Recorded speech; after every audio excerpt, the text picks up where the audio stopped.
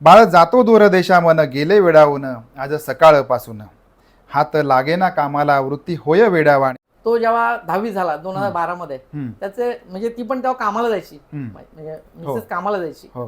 पण तो स्वतः एकटा अभ्यास. आपण इकडे बघतो फॉरेनर्स, हा. तर तिथे मीच फॉरेन ब्रेड घ्यायचा आहे. हम्म. तर ब्रेड समजा $3-4 म्हणजे $4 म्हणजे किती झाले? $400 झाले. बापरे. $350 झाले. हम्म. मग तसा कन्वर्ट कर, मग खाऊ का नको?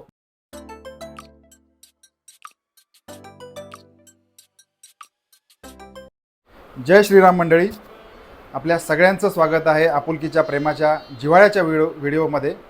आणि आज मी आलेलो आहे श्री आणि सौ महाडिक यांच्याकडे. त्यांना आम्ही महाडिक काका आणि काकू म्हणतो.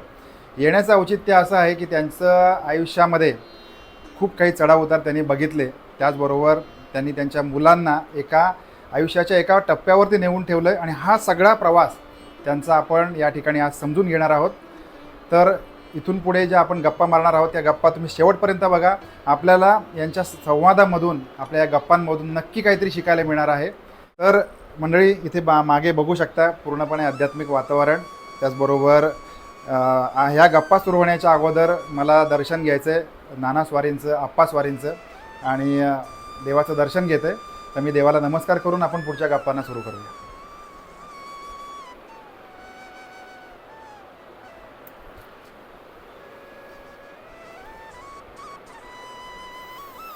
तर मंडळी, आजच्या ह्या गप्पांची समर्पक अशी एक कविता मी आपणा सगळ्यांसमोर सादर करतो आहे. एका आईचं मातृहृदय काय असतं, काय म्हणतं, हे या कवितेमधून प्रत्यक्षात आपल्याला दिसेलच. आणि ह्या सगळ्या पूर्णपणे आमच्या गप्पांशी या गोष्टी संबंधित आहेत. तर ही कविता ही तुम्ही प्रत्येक आई रिलेट करेल, कारण प्रत्येक आईपासून तिचं लेकरू कधी ना कधीतरी लांब जात असतं, दूर देशी जात असतं, नोकरीसाठी जात असतं, कशा शिक्षणासाठी जात असतं.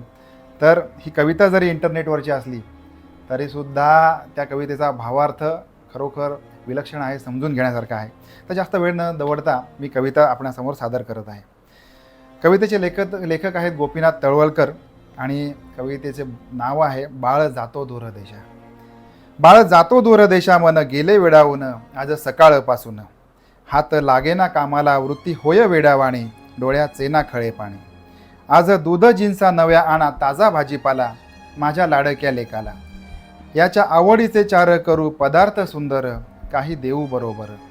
त्याचे बघा ठेविले का नीट सामान बांधून काही राहिलं मागून. नको जाऊ आता बाळ कोणा बाहेर भेटाया किती शिणविसी काया. वाऱ्या सारखी धावते वेळ भराभर कशी गाडी थांबेल दाराशी. पत्र धाड वेळोवेळी जप आपुल्या जीवास नाही मायेचे माणूस. उंच भरारी घेऊन घार हिंडते आकाशी चित्त तिचे पिल्लापाशी. बाळा तुझ्याकडे माझा जीव तसाच लागेल स्वप्नी तुलाच पाहिल. बाळ जातो दूर देशा देवा येऊ न उमाळा लावी पदर डोळ्याला. मंडळी, ही अशी कविता आहे आणि या कवितेचा भावार्थ ज्या आईचं लेकरू तिला सोडून जात असतं, दूरदेशी परदेशी जात असतं, शिक्षणाला जात असतं, कशासाठी जात असतं, त्यावेळेला ती आई त्या गोष्टी खूप जास्त रिलेट करू शकते. आणि ते लेकरू जेव्हा बाहेर जात असतं त्या आईवर काय वेळ येते, या सगळ्या गोष्टी आपण आमचे जे महाडिक काका काकू आहेत त्यांच्या जीवनाचा प्रवास आणि हे सगळं आपल्यासमोर आणण्याचं आमचं एक उद्दिष्ट असं आहे मंडळी, की आपण सगळेच सर्वसामान्य, अर्थात सामान्यातला असामान्य माणूस. म्हणजे काय, की घरगृहस्थी आहे, संसार आहे, मुलं बाळं आहे, त्यांचं शिक्षण आहे, आणि हे सगळं असून सुद्धा आपल्यातलाच कोणीतरी एखादा मुलगा त्याचं आयुष्य स्ट्रगल करून त्याच्या आई वडिलांच्या मेहनतीला न्याय देऊन ज्या वेळेला परदेशी जात असतो, एका चांगल्या विद्यापीठामध्ये प्रवेश त्याला मिळतो आणि हे सगळं झाल्यानंतर त्याचं करिअर सुरू होतं. हा सगळ्याचा सगळा प्रवास आपण या ठिकाणी समजून घेणार आहोत. याचा उद्देश निव्वळ एवढाच आहे की याच्यातून आपल्याला प्रेरणा मिळू शकते.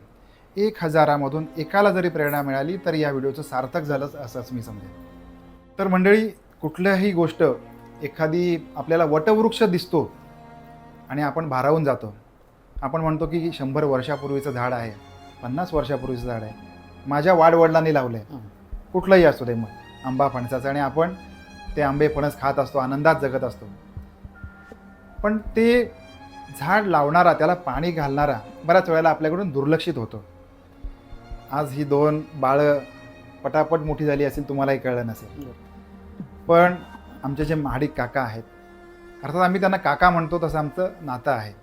अर्थात महाडिक साहेब म्हटलं पाहिजे, पण हा आमचा कौटुंबिक व्हिडिओ असल्यामुळे आम्ही त्यांना काका या नावाने हाक मारतो. तर मला त्यांच्याकडून थोडंसं आपल्या सगळ्यांसाठी हे समजून घ्यायचं आहे की हा जो त्यांचा प्रवास होता, म्हणजे मुलांचं शिक्षण असेल, त्यांचं लहानपण असेल, ते कसे वाढले, हे थोडंसं त्यांच्याकडून समजून घेऊया. तर मंडळी, आमचा जो सुकल्प आहे, सुकल्प माझ्यापेक्षा लहान आहे, त्यामुळे दादा तर नक्कीच नाही, मीच त्याचा दादा आहे. तर याची जी अचिव्हमेंट आहे, एका सर्वसामान्य घरातून येऊन त्याचं कॉलेज, त्याच्याशी आपण बोलणारच आहोत, पण वर्ल्डमध्ये 92 रँकमधली university, Arizona state of university, which is higher than IIT, am I right sir? अशी जी युनिव्हर्सिटी आहे, याच्यामध्ये त्याला ॲडमिशन मिळालं, आणि ही एक फार गर्वाची गोष्ट होती आमच्या सगळ्यांसाठीच. तर त्याच्या या सगळ्या प्रवासाबद्दल आपण वेगळ्या ह्याने बोलणार आहोत. तर तत्पूर्वी काका, तुम्हाला थोडंसं तुम्ही स्वतःविषयी सांगा. मी बैठकीला जातो, त्यामुळे प्रथम तर सर्वांना जय सद्गुरू. जय सद्गुरू. मी पूर्वी घाटकोपरला राहायचो. आमची परिस्थिती नक्कीच चांगली होती. ओके. हां. माझ्या आई वडिलांनी माझ्यासाठी, की म्हणजे लोकांना तेव्हा 20 रुपये मिळायचे, तेव्हा मला 1000 रुपये पॉकेट मनी मिळायचं. अरे बापरे. एवढी परिस्थिती चांगली होती. हो. आई वडिलांनी म्हणजे भरपूर काय पराकाष्ठा केली माझ्यासाठी, हो. आणि भरपूर काय केलं होतं. मी त्यावेळेचा ग्रॅज्युएट 93चा. बापरे. हां. ग्रॅज्युएट झुंझुनवालामध्ये ग्रॅज्युएशन झालं माझं. हो. हां. आणि परिस्थिती चांगलीच होती. हो. त्यात पण कधी कधी लाईफमध्ये बॅड पॅच येत असतो, हो, होत असतं लाईफमध्ये. होत असतं. तिथून नंतर आम्ही ती रूम विकल्यानंतर आम्ही इकडे आलो पनवेलला 2007 मध्ये. आणि त्याच्यामुळे मी आध्यात्मिक असल्यामुळे आम्ही थोडं सावरले. सद्गुरू कृपा आमच्यावर, सद्गुरू कृपा आहे. सद्गुरू कृपेशिवाय काहीच झालेलं नाही. काही झालेलं नाही. कारण आम्ही सगळे बाल उपासनेला जायची मुलं, आम्ही स्वतः दोघे बैठकीला जायचो.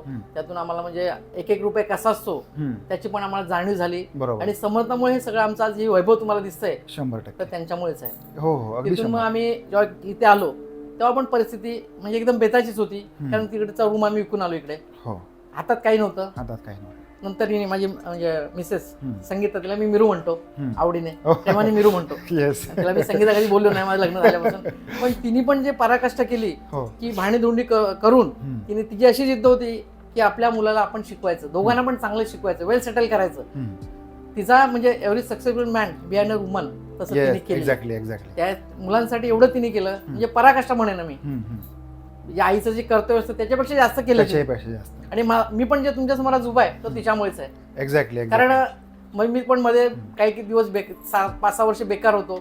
बेकार असताना तिने ते सपोर्ट केलं, बाहेर जाऊन जेवणाची कामं कर, म्हणजे आहे ते सांगतो तुम्हाला. हो, एक्झॅक्टली. कारण तिचं म्हणजे योगदान जास्तच आहे माझ्यापेक्षा, की आईचं हृदय काय असतं आणि मुलांसाठी तिने काय केलं त्याचं मी तुम्हाला शब्दांकन करू शकत नाही, एवढं तिने केलंय. हो, 100%. आणि आज जी मुलं चांगले आहेत ते संस्कार त्याच्यामुळे पण जास्त झाले. नक्कीच नक्कीच. आणि सद्गुरू पण झाली, त्यात काय बोलू शकत नाही. की 2007 मध्ये आमच्याकडे सद्गुरू म्हणजे स्थापना झाली अधिष्ठानाची, तेव्हापासून थोडंसं आमचं सुरळीत व्हायला लागलं. म्हणजे त्याचा अर्थ सद्गुरू कृपाच म्हणाली. 100%. आणि मुलं पण बालोपासनात होती, संस्कारात होती, आणि त्याचं शिक्षण असं जडणघडण मध्ये गेलंय, त्याला मी काही बोलू शकत नाही. बरोबर. तो जेव्हा 10वी झाला 2012 मध्ये, त्याचे म्हणजे ती पण तेव्हा कामाला जायची, म्हणजे मिसेस कामाला जायची, पण तो स्वतः एकटा अभ्यास करणे. मी अजून पण सांगतो, आपण प्रत्येक मुलांना सांगत असतो की अभ्यास कर अभ्यास कर, आम्ही कधीच सांगितलं नाही. तर त्याचं एक गोल होतं, त्याला अचिव्हमेंट करायचं होतं, त्याने ती केलं. म्हणजे आमची काही स्वप्न होती त्यांनी खरंच पूर्ण केली. बरोबर. बोलतो ना, संपत्तीपेक्षा संतती असावी. एक्झॅक्टली. ती संतती देवाने आम्हाला नक्कीच चांगली दिली. आणि समर्थ कृपेत सगळं त्यांचं पण व्यवस्थित झालं. तो झाला आणि तो जेव्हा 10वी झाला, कारण 90% मार्क्स पडले त्यावेळी. बापरे. मग त्यावेळी म्हणजे आम्हाला कुठेतरी वाटलं की तिने जे काय कष्ट केलं त्याचे सार्थक झालं. बरोबर. तो आनंदाचा क्षण होता माझ्यासाठी. बरोबर. कारण एवढ्या परिस्थितीतून त्यांनी एक अचीव द गोल त्यांनी केलं, पूर्ण केलं.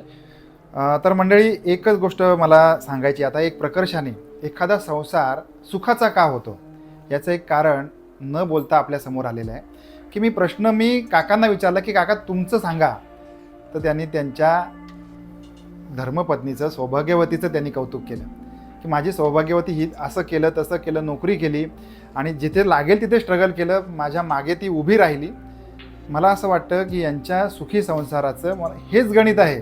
खरं तर ते हे सांगू शकले असते की मी हे केलं, मी इथे नोकरीला होतो, मग मला एवढा पगार मिळाला, मग मी असं केलं, मग मी इथे घर घेतलं, ज्या काही गोष्टी असतील. पण त्यांनी तसं न करता अनाहूतपणे सौभाग्यवतीचं त्यांच्या कौतुक केलं. हेच मला वाटतं संसाराचं खरं तुमच्या गुपित आहे.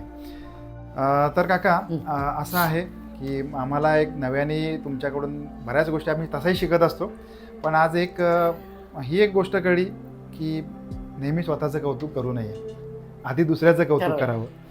आणि त्याचबरोबर हा जो तुमचा आध्यात्मिक प्रवास होता, आध्यात्मिक जसं जसं माणसाची म्हणजे मला तरी असं वाटतं की जशी तुमची आध्यात्मिक उन्नती होते त्याच्या मागोमाग तुमची आर्थिक उन्नती होते. बरोबर. आणि त्याच्या मागोमाग सगळ्या उन्नती होतात, पण सगळ्यात वरती आहे ती आध्यात्मिक उन्नती. पण ह्या तुमच्या सगळ्या प्रवासामध्ये आपण जरी किती काही म्हटलं तरी आपण एकटे नसतो, कोणीतरी आहे. जसं आता तुम्ही अगदी घरातला इमिडिएट मेंबर म्हणून काकींना सांगितलं की माझ्या काकींचं खूप हे झालं. पण आम्ही बऱ्याच वेळेला बोलता बोलता तुमच्या तोंडून अशी काही नावं ऐकतो किंवा बाबा ह्या प्रवासामध्ये अशी लोकं होती ज्यांच्यामुळे आम्हाला योग्य मदत मिळाली आणि आम्ही यापर्यंत आलो, ज्यांना विसरू शकत नाही. त्यांच्याविषयी तुम्ही तुम्ही बऱ्याच वेळा बोलत असता. तर काही मदत असेल किंवा मदत म्हणण्यापेक्षा आपण मदत तशी कोणाची घेतच नसतो, पण जी आपली माणसं, हक्काची माणसं असतात ती आपल्या मदत केल्याशिवाय राहतही नाही. तर यांच्याविषयी तुम्ही थोडंसं बोलाल तर बरं होईल या सगळ्या प्रवासामध्ये.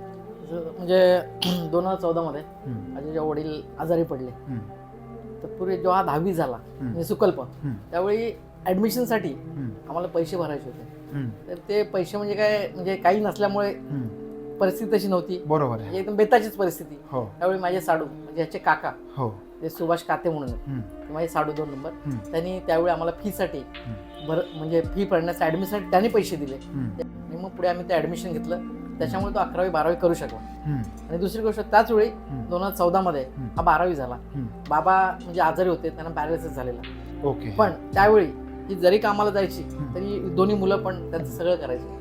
बरोबर. त्यांना किती जो म्हणजे बेड रेस्ट पूर्ण म्हणजे 18 महिने जागेवर असताना, अरे बापरे, 18 महिने जागेवर होते, म्हणजे ही सुद्धा करायची, दोन्ही म्हणजे मुलं करायची. ओके. आणि शेवटचा जेव्हा दिवस त्यांचे आले ते मला बोलले की बाळा, म्हणजे मला बाळा म्हणायचे की तू काय म्हणजे टिकवता नाही आलं. पण ते एकदम आध्यात्मिक ते पण होते. ते बोलले की प्रत्येकाच्या नशिबात राजयोग नसतो. बापरे, राजयोग नसतो. आपल्याला उद्या जायचंय, जायचं म्हणजे त्यांना दिसत आलं की बाबा आपल्याला संपलेलं आहे आता. पण एक लक्षात ठेव, तू माझ्यासाठी जे आमच्यासाठी केलंय, म्हणजे तुझ्या म्हणजे बायकोनी तुझ्या किंवा मुलांनी, पण तू ना तुझं सगळं तू नाही केलंस ना, तुझी मुलं तुझं सोन्यासारखं करतील. त्याची आज मला या ठिकाणी प्रचिती आलेली आहे. म्हणजे तुमच्या वडिलांचा जो जाता जाताचा जो शब्द होता, आशीर्वाद रूपी शब्द होते. कारण 18 महिन्याच्या पूर्ण कालावधीमध्ये त्यांनी त्यांच्या सुनेने त्यांची जी काही सेवा शुश्रूषा केली किंवा त्यांच्या नातवंडांनी जे काही त्यांच्यासाठी केलं, अर्थात आपण केलंही पाहिजे. अर्थात मंडळी, ही जी गोष्ट आहे ही आपल्याला अजूनही म्हणजे बऱ्याच ठिकाणी, ज्या ठिकाणी आपण बघतो की जी आपल्या घरातली वृद्ध मंडळी आहेत, ही ज्या वेळेला त्यांची वय होत असतात तर त्यांना सबमिट केलं जातं ह्याच्यामध्ये, वृद्धाश्रमामध्ये. तर या ठिकाणी आपण असं बघतो की त्यांच्या सुनेने त्यांची 18 महिने सेवा केली, नातवंडांनी सेवा केली आणि जाता जाता काकांना त्यांचे वडील आशीर्वाद देऊन दिले की हा राजयोग तुझ्या आयुष्यामध्ये पुन्हा येईल आणि तुझी मुलं व्यवस्थित मार्गी लागतील, रांगेला लागतील, अशा स्वरूपामध्ये. आणि 14 तारखेचा रिझल्ट, 13 रिझल्ट लागला. 13ला त्यांनी पेढे सुद्धा खाल्ले, जो पास झाला. आम्हाला दुसऱ्या दिवशी ऍडमिशन, 15ला ऍडमिशन घ्यायचं होतं. सकाळी ते म्हणजे एकदम अंत्यवस्थेत पूर्ण गेले ते. मग त्यावेळी आम्हाला भरण्यासाठी पैसे सुद्धा नव्हते. पण यांनी सांगितलं, जायच्या अगोदर आम्ही सकाळी लवकर उठलो. ती म्हणाली की बाबा आम्ही त्याला इंजिनियर करू, आणि त्याच्याकडे पाहिलं आणि डोळे मिटले. दुसऱ्या दिवशी आम्हाला ऍडमिशनसाठी म्हणजे चुलत भाऊ दिगंबर महाडिक, रवींद्र महाडिक असतील, अनंत महाडिक, जे चुलत भाऊ आहेत त्यांनी सुद्धा हेल्प केली. आणि दिगंबर दादा आमचे म्हणजे माझे भाऊ, चुलत भाऊ, त्यांनी मुंबईला आले. मला विचारलं दीपक कसं काय, ते त्यांनी ओळखलं. काही काही लोकांना अनुभव असतो, अनुभव श्रेष्ठ असतो. शिक्षणाने माणूस पोपटपंची बनतो, पण अनुभवाने तो गरुड झेप घेतो. तशी त्यांची गरुड झेप त्यांनी ओळखलं. मला त्यावेळी जी मदत केली त्याच्यामुळे तो इंजिनियर होऊ शकला. त्यांचं मी अत्यंत आभारी आहे. सुभाष काते असोत, रवींद्र माडिक असोत, अनंत माडिक असोत, दिगंबर माडिक असोत, म्हणजे भाऊ माझे, त्यांचा मी अत्यंत आभारी आहे, ऋणी राहीन. बरोबर. कारण त्यांनी जी हेल्प केली त्याला तोड नाही. त्याच्यामुळे आज हे दिवस दिसतात. बघायला मिळाले. बरोबर. आणि सद्गुरूप्रमाणे हे दोन्ही त्याला आपण हे करू शकतो. बरोबर. असं मला तरी या ठिकाणी नमूद करावं वाटतं. नक्कीच नक्कीच. आणि जी आपली माणसं असतात ती आपल्याला मदत करतच असतात आणि त्यांची मदत घ्यायला आपल्यालाही काही वाटत नाही. याचा अनुभव आपण प्रत्येक जण घेत असतो. म्हणजे तुम्ही आम्ही 4 चौघामध्ये आपल्याला ह्या अशा गोष्टी ऐकायला मिळतात. आणि याच्यामध्ये विशेष काय आहे की एखाद्याने केलेल्या आपल्यासाठी केलेल्या गोष्टीची आपण जाणीव ठेवणे तर हयात, हे मला तुमच्याकडून आज नक्की शिकायला मिळालं आणि हे मी सुद्धा नक्कीच लक्षात ठेवेन या गोष्टी. तर काका, कसं असतं शेवटी आपल्या पाल्यांकडे, आपल्या मुलांकडे जसं इतर खेळाकडे आपण जसं लक्ष देतो त्याचप्रमाणे आपल्या मुलांच्या अभ्यासाकडे सुद्धा लक्ष देतो. आणि अर्थात आपले दोन्हीही पुत्र आज इंजिनियर आहेत, चांगल्या संस्थेमधून चांगले इंजिनियर झालेले आहेत.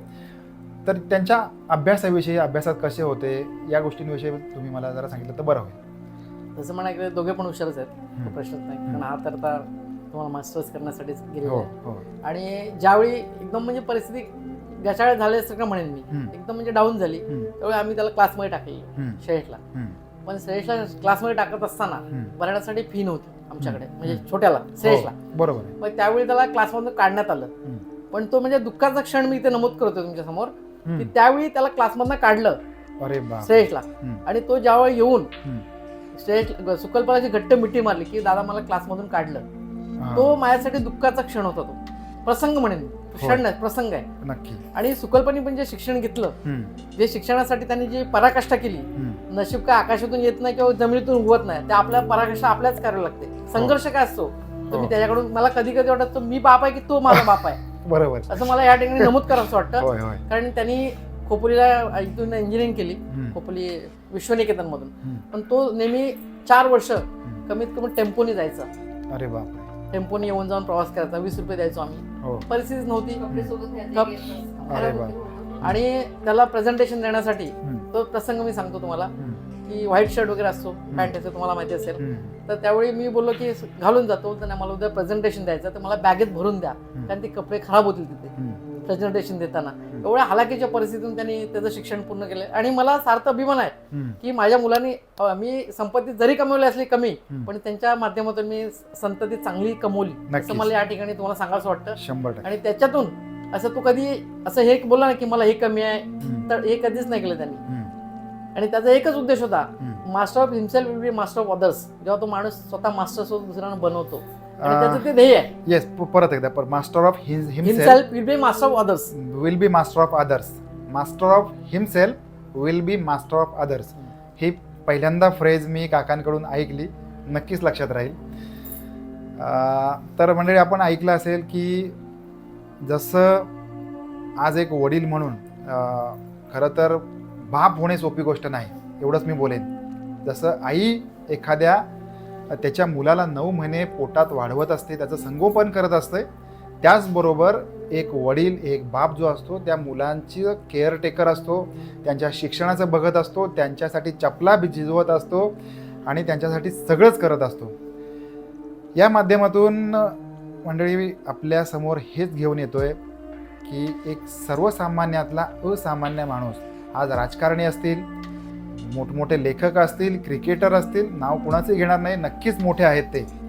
पण आता मला एवढंच सांगा की आमचे हे महाडिक काकासुद्धा कुठे कमी आहेत. तर काका, कसं आहे माहिती आहे का, आज आपल्याला महाराष्ट्रामध्ये किंवा भारतामध्ये कुठली युनिव्हर्सिटी असेल, काही असू दे, एक ॲडमिशन मिळवणे ही सोपी गोष्ट नाही आहे. पण Arizona state of university which is in USA, अमेरिकेसारख्या ठिकाणी ही जी युनिव्हर्सिटी आहे, या युनिव्हर्सिटीमध्ये सुकल्पचं ॲडमिशन कसं झालं आणि हा सगळा जो प्रवास आहे हा आम्हाला तुमच्याकडून समजून एवढ्यासाठीच घ्यायचा आहे की बरीचशी लोक ही पूर्णपणे ब्लाइंड गेम आहे की आता अमेरिकेत जायचं म्हणजे तरी काय, युनिव्हर्सिटीमध्ये ॲडमिशन घ्यायचं असतं तर कसं घ्यायचं असतं, ह्याच्याविषयी आपण थोडंसं सांगा. असं म्हणायला गेलं तर आपण सुकल्पने त्यासाठी त्यांनी सगळे प्रोसेस जे असते तर त्यांनीच केलेले आहे. पण त्याच्यानंतर जो फायनान्शियल प्रॉब्लेम असतो तो आपल्या पाचवीला पुजले असं मला तरी वाटतं. कारण प्रत्येक आपण सर्वसामान्य माणसं आहोत, त्यासाठी आम्ही लोन केलं बँकेतून. आणि जेव्हा बँकेतून लोन केलं तर त्यावेळी आपला बँक बॅलन्स दाखवावे लागते. हो बँक बॅलन्स जेव्हा मुलगा जात असतो तर इकडे पण त्याचे आई वडील असतात, मग त्याला त्यांच्यासाठी काय ते तजवीज आहे की नाही हे बघत असते. युनिव्हर्सिटी पण बघत असते, तिकडची लोक पण बघत असतात.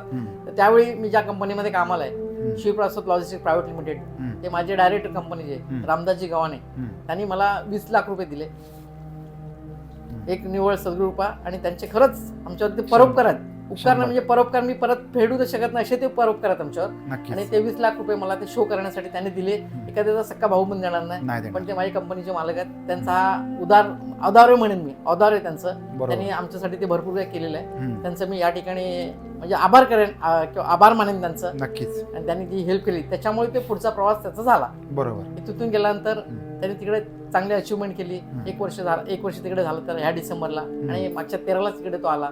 आम्हाला 1 महिना म्हणजे मस्त वाटलं, बरं वाटलं. त्याच्या आईला किंवा मला, त्या भावाला, प्रत्येकाला वाटत असतं 100%. म्हणजे कुठे जरी दूर असला तरी इथे आल्यानंतर आम्हाला बरं वाटलं, 1 वर्ष आमचा मुलगा आला. आम्हाला अत्यंत आनंद झालेला आहे. आणि असाच त्याचा प्रवास पुढे देखील चांगला व्हावा. नक्कीच. तिकडे आहे त्याचे मास्टर्स व्हावा तो तिकडे, मी मगाशी बोलल्याप्रमाणे. आणि त्यांनी नेहमी जे संस्कार आम्ही दिले ते संस्कार त्यांनी जरूर जपावेत. एक्झॅक्टली.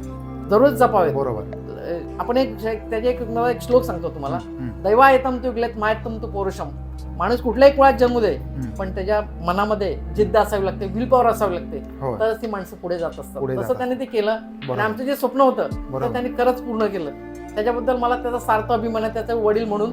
आणि असंच पुढे त्याला सद्गुरू रूपे सगळं चांगलं व्हावी मी सध्याच्या या ठिकाणी व्यक्त करतो. नक्कीच नक्कीच. तर मंडळी, प्रत्येक घराचा आधारस्तंभ ही फक्त स्त्री आणि स्त्री असते हे आपण 100% मान्य करू. आपण किती पुरुष प्रधान जरी असलो तरी सुद्धा त्या घराचा आधारस्तंभ ही ती स्त्रीच असते. मला काकींना हे विचारायचं आहे की आज त्यांची दोन्ही मुलं इंजिनियर झाली, एक मुलगा अमेरिकेत जाऊन शिकतोय, तर ह्या दोन्ही मुलांचा अभ्यासाचा प्रवास कसा होता, त्याचबरोबर यांच्यामधला खोडकर मुलगा कोण आहे, जास्त मस्ती कोण करायचा आणि कोण कोणाला सांभाळून घ्यायचं, याच्याविषयी जरा तुम्ही सांगा. जास्त मस्ती तोच करायचा, म्हणजे जो US मध्ये जाऊन शिकतो तोच मस्ती पण करायचा. हट्टी पण खूप होता. 5 वर्ष त्यांनी अन्न खाल्लं नाही, दूधच. अरे बापरे. जेवायचं नाही. रात्री मधल्या रात्री उठल्यावर उशाला बाटली ठेवायला लागायची, बाटलीने दूध प्यायचा. त्याच्यानंतर मस्ती करायचा, खेळायचा. शाळेत गेल्यानंतर टीचर जी प्रिन्सिपल आहे ना ती खूप लाड करायची त्याची. केस बीस कापून यायचं मुलांचे. बापरे. म्हणजे प्रिन्सिपल 10वी जेव्हा तो मार्क पडले ना 10वीचे, त्यावेळेला आम्ही त्याला भेटायला घेऊन गेले. तर ते बोलली परत त्या मुलाला इकडे आणा आमच्या शाळेत. बरोबर. म्हणजे तोपर्यंत तुम्ही त्याला खोडकर असं समजत होता, जोपर्यंत त्याला 90% मार्क मिळाले नाही तोपर्यंत. अभ्यासच नव्हता करत. म्हणजे सगळ्या आयांनी हे समजून घ्यावं की तुमचा मुलगा खोडकर आहे म्हणजे तो अभ्यास करत नाही असा अर्थ त्याचा होत नाही. एक्झॅक्टली. आणि दोघं एकमेकाला समजून घ्यायचे. मी कामाला जायची, हो, घरातली कामं पण करायची, कपडे बरोबर, बॅगा स्वतः भरायची. होय. आणि तुमच्याविषयी अगदी मनमोकळेपणाने एक गोष्ट जर मला बोलायची वाटली तर मी हेच म्हणेन की जे जसं मगाशी काकांनी सांगितलं की आज 18 महिने जो व्यक्ती बेडवर आहे त्या व्यक्तीची बसून सेवा करणं हे सोपं नाही. चालत्या फिरत्या माणसाला, एखाद्या माणसाला घरात ताप आला तरी सुद्धा आपल्या डोक्याला तेवढाच ताप होत असतो, कारण त्याला सगळं हाताबोटाशी द्यावं लागतं. पण एक 18 महिने एखाद्या जो माणूस बेडवर आहे त्या व्यक्तीची आपलेपणाने सेवा करणे ही मी खरोखर या कारणासाठी म्हणजे तुमचं खरंच कौतुक करेन. कारण ह्या मुलांच्या शिक्षणाचा काळ, त्याचबरोबर घरामध्ये ही जी अडचण तर म्हणू शकत नाही, परिस्थिती, ही अशी परिस्थिती, ह्या सगळ्या परिस्थितीला तोंड द्यायचं आणि हे सगळं करताना आपली नोकरी सांभाळायची, कारण आपल्याला घराला हातभार लावायचा आहे. ह्याच्यासाठी तुमचं करावं तेवढं कौतुक खरंच कमी आहे. तर यांचा जो अभ्यास होता, अभ्यास हे दोघे करायचे छानपैकी. अभ्यास करायचे, पण मला कसं इंग्लिश थोडा जमत नव्हता. मग मी काय करायची, प्रश्नपत्रिका तयार करायची त्यांच्या डायजेस्ट मधून किंवा बुक मधून किंवा शाळेत शिकवलेले असेल ना त्याच्यातून प्रश्नपत्रिका तयार करायची रात्री 12, 1, 2 वाजेपर्यंत. आणि त्यांना सांगून जायची की हे डायजेस्ट वगैरे बाजूला करून ठेवायची. मी त्यांना दाखवायची नाही कुठे ठेवलेत म्हणून, की आन्सर लिहितील म्हणून त्याच्यातले. मग ते शाळेतून आल्यावर जेवण सगळं झाल्यानंतर ते प्रश्नपत्रिका सोडून ठेवायची. नंतर मी कामावरून आल्यावर चेक करायची स्पेलिंग मिस्टेक आहे, कुठे काय आहे. त्याच्यावर मग ते तसा अभ्यास करत राहायचे ती सारखे. बरोबर. काय होतं मला म्हणजे वाचता यायचं नाही ना तेवढं इंग्लिश. हा, पण बोलता मला बोलता गावातल्या मराठी शाळेतून शिक्षण झालेलं आहे, हा त्याच्यामुळे मला एवढं इंग्लिश येत नव्हता. बरोबर. पण मी त्यांना प्रयत्न करून प्रश्नपत्रिका तयार करून ते सोडवायला सांगायची. एक्झॅक्टली. मला ते काय झालं सगळ्या ह्या उगावगामध्ये मला तुमच्या शिक्षणाबद्दल बोलायचं होतं, विचारायचं विसरून गेलो. मग तुमच्या शिक्षणाबद्दल 10वी झालेलं आहे. ओके, म्हणजे 10वी झालेलं असताना सुद्धा या मुलांचं जे शिक्षण आहे जेवढं तुम्हाला जमत होतं, मग त्यांची प्रश्नाची उत्तरं म्हणजे प्रश्न काढून ठेवणे. 2-2, 3-3 वाजेपर्यंत मी जागरण करायची त्यांची प्रश्नपत्रिका तयार करायसाठी. अरे बाप. आणि मग सकाळी मी कामावर जायचे ना, मग सांगून जायची त्यांना ही प्रश्नपत्रिका मी इथं तयार करून ठेवल्यात, त्या तुम्ही सोडवून ठेवा, पण बुक उघडायचे नाही, डायजेस्ट उघडायचे नाही. ओके, ती सगळ्या मुलांची बेसिक टेंडन्सी अशी असते की अभ्यास करायचाच नाही, कारण त्यावेळेला हे गोष्ट कळत नसते. मग मी आल्यावर चेक करायची. बरोबर. एखादी मिस्टेक असेल स्पेलिंग तर परत 10 वेळा त्यांच्याकडून लिहून घ्यायची ते वर्ड्स, ही मिस्टेक झाली तुझी स्पेलिंगची, ही 10 वेळा लिहून काढा मला, नंतर न बघता बोलून दाखवा. एक्झॅक्टली. मला हेच सांगायचंय की आज बऱ्याच वेळेला आपलं शिक्षण आणि आपली आकलन शक्ती याचा आपण अभ्यास करत असो, पण तुमची गरज जेवढी मोठी आहे आपल्या ॲक्शन पण तेवढ्याच मोठ्या असतात. आज माझ्या मुलाला मला इंजिनियर करायचं आहे, तर मला त्याचा अभ्यास कसा घ्यावा लागेल, ते डायजेस्ट अभ्यास, प्रश्नाची उत्तरं प्रश्न शोधून काढावे लागतील, ते मुलांसाठी ठेवावे लागतील. या सगळ्या गोष्टी एक आईच करू शकते. आणि या माध्यमातून मी सगळ्यात पहिलं तुम्हाला ह्या सगळ्या गोष्टींसाठी नमस्कार करतोय. तर काकी, कसं असतं आता ही दोन्ही मुलं तुमची इंजिनियर झाले, तुमच्या ज्या अशा अपेक्षा होत्या त्या मुलांनी पूर्ण केल्या, याचं एक वेगळं समाधान असेल. त्याचबरोबर आज तुमचा मुलगा एवढ्या मोठ्या परदेशामध्ये जाऊन शिकतोय, हे अजून त्याच्यावर वेगळं समाधान, म्हणजे सोन्याहून पिवळं म्हणतात ना, अशातला प्रकार झाला. तर इथून पुढे म्हणजे आता हा अमेरिकेला गेलेला आहे, हा भारतामध्ये आहे, या मुलांना तुम्ही काय सांगाल त्यांच्या शिक्षणाबद्दल असेल, त्यांच्या व्यावहारिक दृष्टिकोनाबद्दल असेल, त्यांच्या इथून पुढच्या जडणघडणीबद्दल असेल, तुम्ही या मुलांसाठी काय म्हणजे उपदेश कराल किंवा एक आई म्हणून? माझं असं आहे की त्यांनी तो सावरला किंवा हा कमी पडला तर दोघांनी एकमेकाला साथ द्यायची, सांभाळून घ्यायचं. सांभाळून घ्यायचं. म्हणजे एक राम लक्ष्मणची जोडी कशी असते. बरोबर. तर मंडळी, काय असतं माहिती आहे का, शेवटी आई ही आई असते. मातृ हृदयाची जोड आणि तोड या जगात कुठेही नाही. या माध्यमातून एकच सांगेन की ज्याला आईचं प्रेम मिळालं त्याला जगात सगळं काही मिळालं. त्यांचं ऊर भरून आलेलं आहे. शेवटी आई आहे, ती काय बोलणार.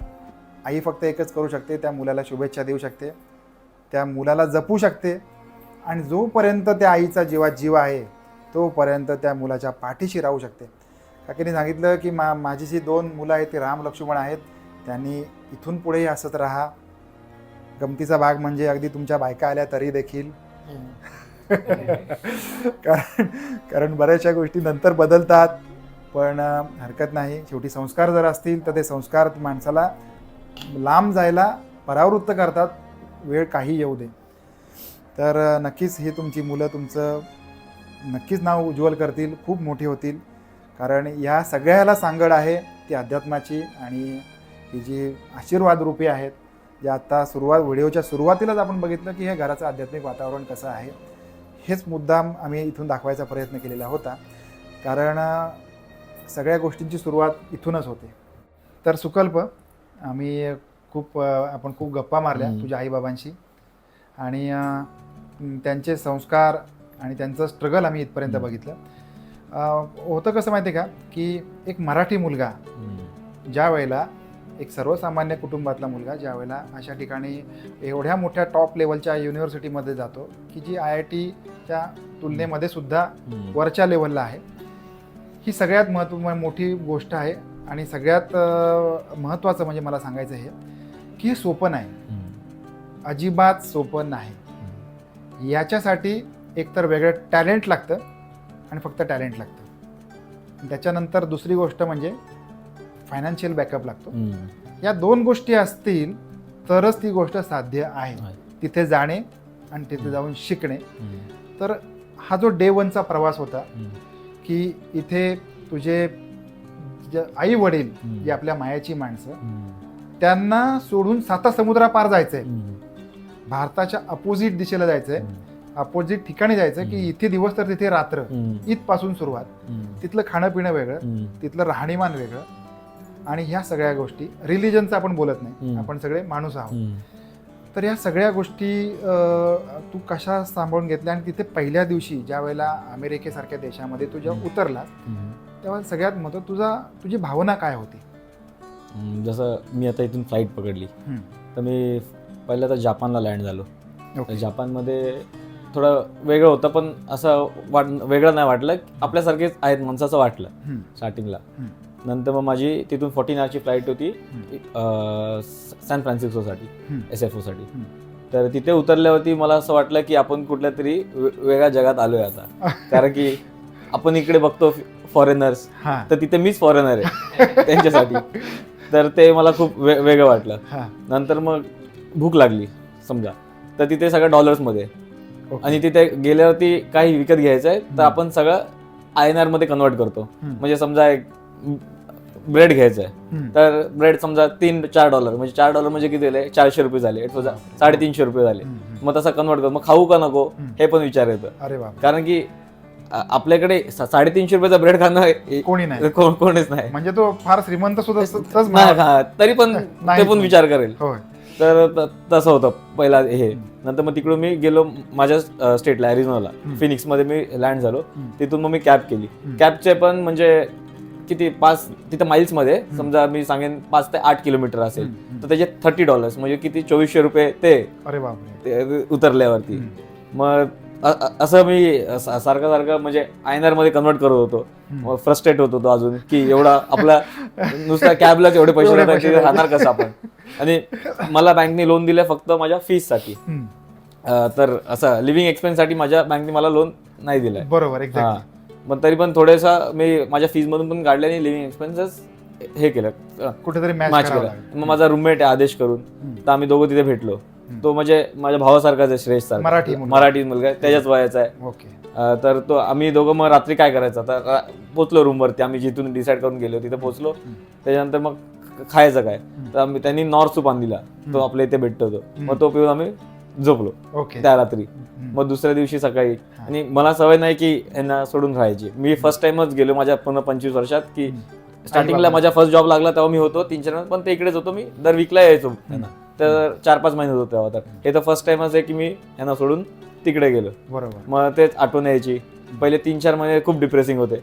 आपल्याला वाटतं की तिकडे जातोय तर खूप लाईमलाईट आहे, असं इकडच्या वाटतं की तिकडे खूप आहे, म्हणजे प्रो लाईफ. प्रो लाईफ जसं दिसतं तसं नसतं. त्याच्या मागे खूप स्ट्रगल असतो.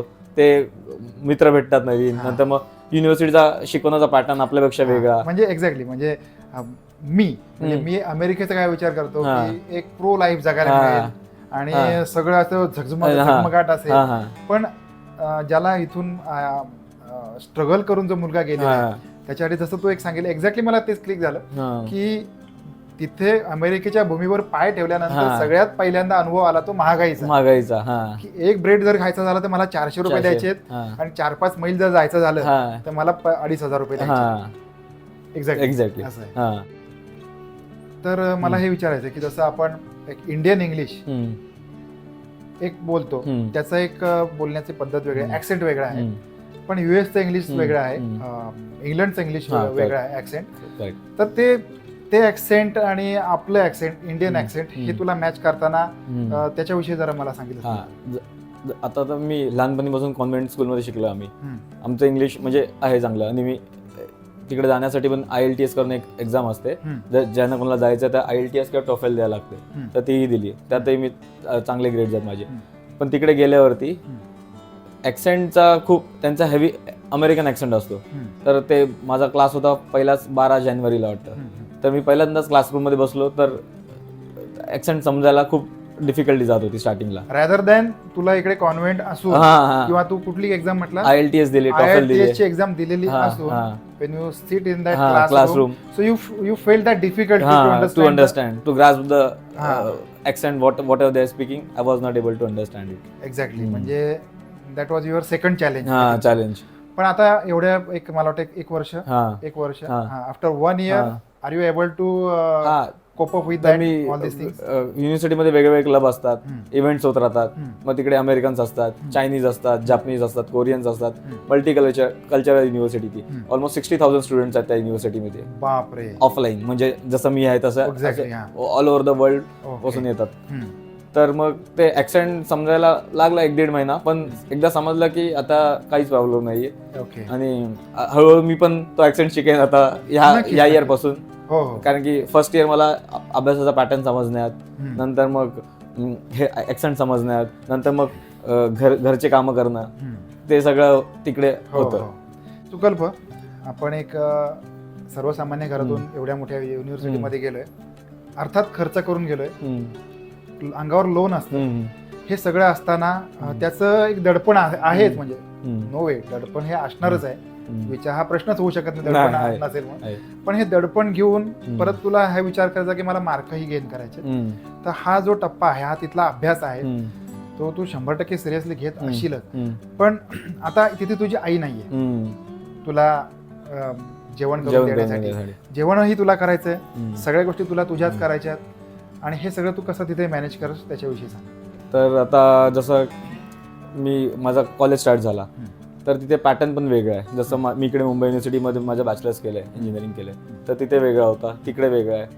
तिकडे most of the application learning आहे, जसं प्रोजेक्ट्स करा, असाइनमेंट्स करा, एक्झाम पण असतात 20%. तर हे समजायला मला खूप वेळ गेला. तर माझा एक मित्र आहे शुभम करून, तो NIT सुरतचा आहे. तर त्याला हे पॅटर्न माहिती होतं, कारण की तो चांगल्या इथे पण चांगल्या एका कॉलेजमध्ये होता. तर त्यांनी मला तेव्हा पण हेल्प केली की हे असं पॅटर्न असतात की त्या सब्जेक्ट आपल्याला चूज करायचे असतात, आपल्याला प्रोफेसर चूज करायचा असतात, आणि आपण त्यांच्या क्लासरूममध्ये जातो, ते आपल्या क्लासरूममध्ये येत नाही. तर मी समजा सप्लाय चेन मॅनेजमेंट माझा कोर्स होता, तो ह्या बिल्डिंगमध्ये, तर दुसरा माझा कोर्स होता वेब एनेबल डिसिजन मेकिंग, तो अजून म्हणजे 2-3 बिल्डिंग सोडून दुसऱ्या क्लासरूममध्ये. तर हे सगळं ते मॅनेज करायचं, क्लासरूम शोधणं स्टार्टिंग पासून, नंतर मग घरी जाऊन जेवण बनवणं, साफसफाई करणं, हे सगळं आलंच. वरतून लोनचा pressure, loan almost 50-52 lakh loan आहेच. बापरे. हां, तर त्याचा एक प्रेशर येतोच की आपल्याला अभ्यास करायला लागेल. आणि तिथे असं आहे की तुम्ही जर 2.5-2.6 GP आणलात 4मधून, 3च्या खाली GP कंटिन्यूस 2 सेमिस्टरमध्ये आणलं, तर त्या युनिव्हर्सिटी मला डिपोर्ट करून टाकते आणि बोलते की नॉट एलिजिबल फॉर मास्टर्स. ते एक असतंच डोक्यावरती प्रेशर. प्लेगरिझमचं खूप स्ट्रिक्ट आहे. प्लेगरिझम म्हणजे आपण दुसऱ्याचं असाइनमेंट्स किंवा होमवर्क कॉपी नाही करू शकत. जर त्यांना माहीत पडलं की आपलं दोघांचं समजा असाइनमेंट्स सेम आहेत, जे आपण लिहिलंय, तर प्लेगरिझम लागतो. ओके, रादर दॅन एक कॉपी करणे ज्याला आपण म्हणतो, हां. समोर माझा स्टुडंट बसलाय आणि मी त्याचं कॉपी करतो, हा एक वेगळा विषय. आणि तू आता तो शब्द प्लेगरिझम म्हणजे याचं आणि माझं एक्झॅक्टली सेम टू सेम नाही पाहिजे. मग ते समजतं, त्यांना माहित पडतं की तुम्ही कॉपी केलंय, मग त्याला ते स्ट्राईक लावतात. जसे समजा 3 स्ट्राईक आले तरी पण मग ते डिपोर्ट करतात आणि तो सब्जेक्ट ड्रॉप करतात. आणि एका सब्जेक्टची फीस तिथे, जसं आपल्या इथे केटी लागली तर आपण 500 रुपये भरू किंवा 1000 रुपये भरून हे करतो, म्हणजे नवीन देऊ शकतो. तर तिथे ते त्याला केटी लागते, समजा तो ड्रॉप करायला लागतो सब्जेक्ट परत, आणि एका सब्जेक्टची फीस येतं 4.5 लाख रुपये, मग ते परत भरायला लागतात 4.5. मग तसंच सायकल चालू राहतं ते. म्हणजे हे पूर्ण शिक्षण आहे. हे शिक्षण म्हणजे आम्ही जेव्हा विचार करतोय त्याच्यापेक्षा 100 टफ आहे, हेच म्हणेन. 100% का टफ आहे, तर तुम्हाला तुम्ही घेतलेल्या फीचं बर्डन डोक्यावर घेऊन तुम्हाला ते फाईट करायचं त्या ठिकाणी, म्हणून ते 100 त्या सगळ्या गोष्टी टफ आहेत. आणखीन एक मला विचारायचं होतं की जसं आपण म्हणतो की इंडियन, म्हणजे आपलं इंडियन शिक्षण नक्की चांगलं आहे, माझा डाऊट नाहीये, पण मी सुद्धा एक इंजिनियर आहे. तर मी जेव्हा माझ्याकडे वळून बघतो तेव्हा मला हे कळतं की Indian engineers are not immediately employable. So when they go in that regime, they go outside and they put their resume anywhere. They don't get job. They need some experience. So what is about them, that universities? तिथून जे बाहेर पडणारे आहेत, would they get a job immediately or they would have to go for training and all this things? तर तिथे आता समजा तुम्ही क्लासरूममध्ये बसताय, तर ते आपल्या इथे प्रोफेसर कसे मागे लागून शिकवतात तसं ते नाही शिकवत. त्यांना तिकडच्या प्रोफेसर वाटतं की आपल्या सगळं काही येतं, आणि ते बेसिक पासून स्टार्ट करत ते इंटरमिडिएट किंवा त्याच लेवलने शिकवतात. तसंच त्यांच्या जॉबमध्ये पण आहे. जसं आता मग मी पार्ट टाइम करतो, तर मी एका रिसर्च लॅबमध्ये, सेमीकंडक्टर रिसर्च लॅब आहे तिथे, जसं TSMC, इंटेल ह्या कंपनीज त्या लॅबमध्ये रिसर्च करतात, आणि मग त्यांचे जे रिसर्चर्स असतात त्यांना मी असिस्ट करतो. तर त्यांचं मी बघतो ना, तर ते बुक्स सोडत नाही वाचायचं, कन्सेप्ट परत वाचतात, आणि ते सगळ्यात मेन गोष्ट काय तिथे अप्लाय करतात. ते अप्लाय केल्यामुळे त्यांना प्रॅक्टिकल एक्सपिरियन्स येतो, आणि त्याच्यामुळे त्यांना जॉब्समध्ये किंवा कशातही रिसर्चमध्ये तर त्याचा ओके ओके हा. मला मला मला थोडंसं आता हा. हे जे तू बोलले मला एकदा परत समजून घ्यायचंय हा. की आता जे तू म्हटलास की मी एका पार्ट टाइमली एक ठिकाणी हा, जॉब हा, करतो आणि तुम्ही जरी इंजिनियर म्हणून आला असाल हा. तर तुम्हाला ते वाचत राहायचंय वाचत राहायचं हा अपडेट update ठेवायचं. मागचं तुम्ही विसरू शकत नुसतं विसरून वाचून नाही नाही तर ते प्रॅक्टिकली प्रोजेक्ट करा किंवा Project करायचं. त्याच्यावरती रिसर्च करा ओके किंवा टीम मध्ये डिस्कस करा किंवा प्रोफेसर सोबत डिस्कस करा की हे आपण असं करू शकतो का. ओके आणि मला अजून एक गोष्ट मला तुझ्या बोलण्यातून कळून आली की तिथले जे काही प्रोफेसर्स असतील दे अंडरस्टँड दॅट की माझ्याकडे जो आलेला स्टुडंट आहे हा हा इथपर्यंत त्याचं लेवल आहे आहे. आणि मला हा. त्याला इथून पुढचं शिकवायचं शिकवायचं आहे. त्याच्या मागचं ते तुमच्यावर मग- वेळ घालवत बसणार हा, नाही ती मेहनत आपल्यालाच करायला लागते मेहनत जर आपल्याला ते येत नसेल तर. ओके जर हा. आपण त्याच्यामध्ये काही आणि मी आपल्याला तुम्हाला effort सांगितलंच पडत की एवढं सगळं स्ट्रिक्टनेस असतं की प्लॅगरिझम नाही चालत मग ती मेहनत तर करायला लागते कारण की तुम्ही दुसऱ्याचा कॉपी नाही करू शकत Copy नाही करू की शकत. ज्याला माहिती असेल तुम्ही डिस्कस करू शकता आयडियाज पण जे करायचं ते तुम्हालाच करायला लागतं स्वतःहून. ओके आणखीन हे जे आता ठीक आहे आता इथून जर तिकडे गेलं की फूड चेंज होईल हो. त्यांची फूड हॅबिट्स वेगळ्या आपण हम्म. वरण भात आमटी हा. भात डाळ भात खाणारी खाणारे. माणसं तर तिकडे हे जे आपलं रुटीनचं जेवण आहे म्हणजे आमटी भात असेल हम्म. ह्या सगळ्या गोष्टी तिथे मिळतात हो किंवा तिकडे हे, म्हणजे तिकडे तांदूळ म्हणा हो. डाळी म्हणा तिकडे ग्रोसरी स्टोअर्स आहेत म्हणजे जसं पटेल ब्रदर्स झालं हा. ऑरेंज टॉमी झालं वॉलमार्टमध्ये पण काही काही गोष्टी आता अवेलेबल झालेत जसं डाळ भात ते सगळं मिळतं तिथे मसाले भेटतात पटेल ब्रदर्समध्ये फक्त एवढंच की डॉलरमधून त्याला कन्वर्ट केलं तर कॉस्टली आहे पण Costly. जर तुम्ही डॉलर्समध्येच कमवत असाल तर तेवढं तुम्हाला काय ते बरोबर. महाग पडत महाग नाही पडत हा. एक्झॅक्टली तसं. आणि आता जेवण तिकडे गेल्यानंतर शिकलायस की इथे काही नाही मी तुला जसं तुम्हाला आधी बोललो की मी फर्स्ट जॉबला होतो हा. तर मी अडगावला राहायचो हा माझ्या फर्स्ट जॉबला हा. तर तिथे मी शिकलेलो जेवण ओके आणि डाळ भात आणि म्हणजे जसं काम चालून जाईल तेवढं जेवण मला हा. येतं बनवतं. पण आता तिकडची जी लोक आहेत त्यांच्याबद्दल जर बोलायचं झालं तर त्यांची फूड हॅबिट कसे आहेत त्यांचे फूड हॅबिट्स म्हणजे जास्त करून ते सबवे खातील बर्गर्स खातील पिझ्झा खातील तिकडे एक्स्ट्रीम असतात एकतर खूप ओबेस लोक असतात ज्यांची फूड हॅबिट चांगली नाही हा आणि खूपच फिट लोक असतात जे सॅलड्स खातात हम्म. प्रॉपर मील घेतात हा तसे पण मग आहे extreme असं आहे. एक्स्ट्रीम मधलं दोन नाही. मध्ये काहीच नाही जसं मला असं आपण वाटतं मध्ये की मग असतो इंडियन त्यांच्यामध्ये हा आहे. म्हणजे आपण आपण सगळ्या गोष्टी हा सांभाळतो. हा तसं ओके हा. आणि मांसाहार जर म्हटलं तर मांसाहार वगैरे सगळ्या गोष्टी हो अवेलेबल हो सगळं अवेलेबल आहे मार्केटमध्ये हा, सगळं हा. अवेलेबल जसं मच्छी आपली कोलबी हा. तेही भेटतं. सुकल्प तू जेव्हा आपण असं म्हणतो की भारतासारख्या देशातून आपण अमेरिकेला गेलो तर आपण आपले संस्कार सुद्धा आपण तिथे घेऊन जात असतो तर हे जे तुला तुझ्या आईबाबांनी शिकवलंय की जे काही आध्यात्मिक पार्श्वभूमी आपल्याला जपायचे तर ते तिथून तू कसं सांभाळतोस ह्या सगळ्या गोष्टी त्या जरा सांगशील तर मी रोज सकाळी आंघोळ केल्यानंतर देवाचं नाव घेतो आणि माझं पुस्तक आहे दत्ताचं ते वाचतो आणि दर मंगळवारी माझा उपवास असतो म्हणजे मी सकाळपासून काहीच नाही खात डायरेक्ट रात्रीच मी जेवण करतो तेव्हा. जेवण करत असतो. आणि दर सॅटर्डेला तिकडे मंदिर आहे US मध्येच व्यंकटेश्वर तर ते गणपतीचं आहे व्यंकटेश्वर आहे आणि एक देवी आहे तर त्या मंदिरात आम्ही जातो आणि आरती वगैरे असते 7 ते 8 आणि मग तिकडे आम्ही दर सॅटर्डेला जातो नेहमी.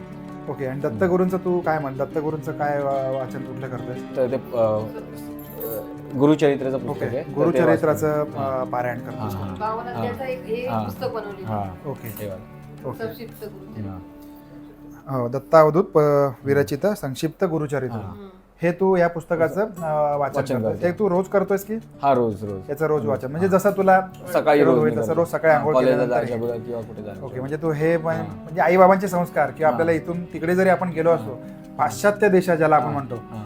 तर त्यांची संस्कृती त्या संस्कृतीत राहून सुद्धा आपण आपली संस्कृती त्या ठिकाणी हा. जपतोय याच्याबद्दल तुला म्हणजे खरोखर मी धन्यवाद देतो आणि ह्या गोष्टी आपण पाळणं महत्वाचं तुम्ही जरी देश बदलून गेला असाल तिथे आपली संस्कृती तेवढीच सांभाळणं ही तेवढंच देखील महत्वाचं आहे हा एक आमच्या सगळ्यांसाठी एक चांगला संदेश आपण म्हणू शकतो की हा चांगला संदेश असेल गणपतीच्या टायमाला आम्ही 5 जण रूममेट्स आहोत तर हा. आम्ही तिथे गणपती पण आणला 1.5 दिवसाचा ओके आणि या. दिवाळी साजरी केली म्हणजे सगळ्यांना बोलवलेलं आणि शंकरपाळ्या वगैरे मागवलेल्या हा. इंडियातून त्या माझ्या रूममेट्सने हा आणि जसं आपण इथं साजरी करतो तसंच कंदील लावला आम्ही हम्म. तर ते आम्ही सगळे फेस्टिवलही तिथे मनवतो होळी मनवली ओके हा. आणि गणपती आहे गणपती आणला गणपती आणला. 1.5 दिवसाचा गणपती आणला. पण मग मोदकांचं नियोजन काय केलं तुम्ही मोदक आम्ही रेडीमेड भेटतात ओके तर ते घेऊन ते सुद्धा आलो. रेडीमेड मिळतात का हा, तिथे हा, हा. जसं मी बोललो पटेल ब्रदर्स करून हा, हा. तर तिकडे सगळं काय भेटतं मूर्ती तिथे भेटते ओके म्हणजे तुम्ही सागर संगीत तो हा. गणपतीचा हा. उत्सव मुलांनी मुलांना साजरा 5 जण केला. नक्कीच नक्कीच खूप छान आहे. म्हणजे थोडक्यात तुम्ही तिथे आपल्या भारतीय कल्चर पण तिथे जपताय. अर्थात अनेक लोक जाऊन तिथे ह्या गोष्टी जपत असतात. या माध्यमातून ह्या गोष्टी आमच्यापर्यंत पोहोचल्या ही खूप मोठी गोष्ट आहे. तर सुकल्प, आता आपण स्टुडंट आहोत तर आपण अभ्यास करणार. अभ्यास कशासाठी करणार? तर स्कोरसाठी करणार. तर हे सगळे करताना मला तुझ्या स्कोर बद्दल, मला तुझं स्कोरिंग सांग. तिकडचं स्कोरिंग कसं आहे किंवा आपलं इंडियन स्कोरिंग कसं आहे आणि तिकडच्या स्कोरिंगच्या रेटमध्ये तुझं काय लेवल आहे त्याच्या? तर मी पहिले तर सांगेन की इंडियन स्कोरमध्ये आउट ऑफ 10 असतं आपल्या इथे. तर मला इथे इंजिनिअरिंगमध्ये 8 सेमिस्टर होते. तर 4 वर्षात माझा GPA इथे 7.4 होता. तर मुंबई युनिव्हर्सिटीमध्ये. तर ठीक आहे, म्हणजे अबव ॲव्हरेज आहे, चांगला आहे, एक्सलेंट आहे. आणि आता मी तिकडे गेल्यावरती तिकडे आउट ऑफ 4 असतं GPA आणि प्रत्येक सेमिस्टरला 3 सब्जेक्ट असतात. तर आता टोटल माझे 7 सब्जेक्ट झालेत. 7 सब्जेक्ट झालेत या सेमिस्टरला. माझे 2 सेमिस्टर कंप्लीट झालेत आणि 7 सब्जेक्ट झालेत. तर आउट ऑफ माझा 4, आता फर्स्ट सेमिस्टरला 4 होता GPA, 4 आउट ऑफ 4 आणि आता माझा 3.9 GPA. तर तर 0.1 माझा कमी का झाला, तर मी आता पार्ट टाइम पण करायला लागलो सेकंड सेमिस्टरला. जसं मी लिव्हिंग एक्सपेन्सेस मला हे करायचे होते, मी 2 पार्ट टाइम करतो. मी तिथे टीचिंग असिस्टंट पण आहे, म्हणजे एका प्रोफेसरच्या अंडर मी ग्रेडिंग्स करतो सप्लाय चेन मॅनेजमेंट कोर्ससाठी. म्हणजे एक्झिक्युटिव्ह MBAचा कोर्स आहे. तर जसे 20-30 इयर्स एक्सपिरियन्सवाले एक्झिक्युटिव्ह असतात, त्यांचे पेपर्स ग्रेड करणे, त्यांचा काय डाऊट असेल ते सॉल्व्ह करणं. प्रोफेसरने लेक्चर दिलं की त्यांना काय डाऊट आलं, त्यांना काही कशात अडकले तर त्यांना रिझॉल्व्ह करणं.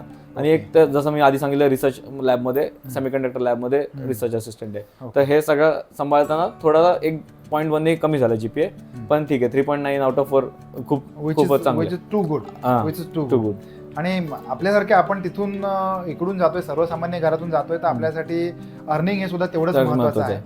आणि जेवढ्या आपल्या जॉब सोबत करता येईल त्या गोष्टी. तर या माध्यमातून नक्की तुला शुभेच्छा आहेत. You will perform better, you will do better. ह्या सगळ्या गोष्टी तुझ्याकडून नक्कीच होतील. आणि आई वडिलांच्या अपेक्षा या तू पूर्ण नक्कीच करशील. ऑलरेडी केलेल्या आहेस. याहीपेक्षा मला असं वाटत नाही काही अजून तुझ्याकडून काही अपेक्षा त्यांच्या असतील म्हणून. ऑलरेडी तू ह्या सगळ्या अपेक्षा त्यांच्या पूर्ण केलेल्या आहेत. इथून तुझ्या पुढच्या वाटचालीसाठी तुला मी शुभेच्छा देतोय. आणि तुझ्याशी बोलून मला खूप बरं वाटलं, तुझ्या आईबाबांशी बोलून बरं वाटलं.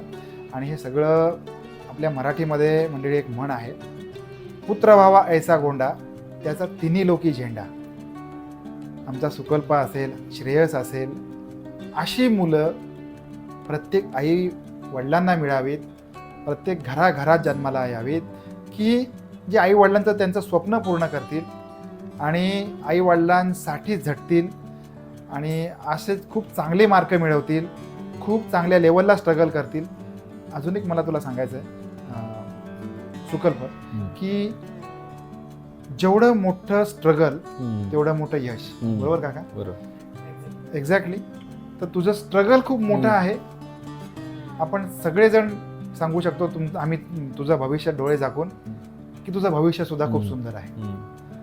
मंडळी, महाडिक काका, काकू, श्रेयस आणि सुकल्प या सगळ्यांना भेटून आज खूप बरं वाटलं. यांचा प्रेरणादायी प्रवास मी तुमच्यापर्यंत दाखवू शकलो, याचा एक वेगळा आनंद मला आहे. या संपूर्ण फॅमिलीसाठी एक लाईक नक्की करा. आपण जर का चॅनलवरती नवीन असाल तर सबस्क्राईब पण करा. त्याचबरोबर हा व्हिडिओ जेवढ्या जास्तीत जास्त मराठी माणसापर्यंत पोहोचवता येईल तेवढ्या जास्तीत जास्त लोकांपर्यंत पोहोचवा. कारण हे प्रेरणादायी स्ट्रगल हे आपल्या प्रत्येकापर्यंत पोचवावं ही या व्हिडिओच्या मागची आमची प्रामाणिक भावना आहे. भेटूया अशाच एखाद्या छानशा कौटुंबिक व्हिडिओमध्ये. तोपर्यंत आपापली काळजी घ्या. Bye bye. धन्यवाद.